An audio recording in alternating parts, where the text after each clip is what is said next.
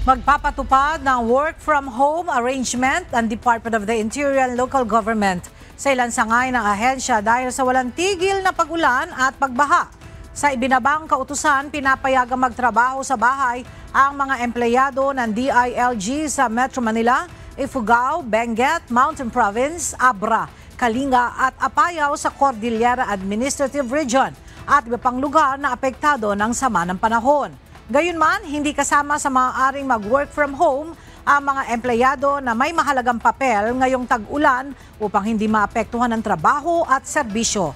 Maging ang mga naka-assign sa 911 hotline para sa mas mabilis na responde ng mga otoridad sa oras ng pangangailangan.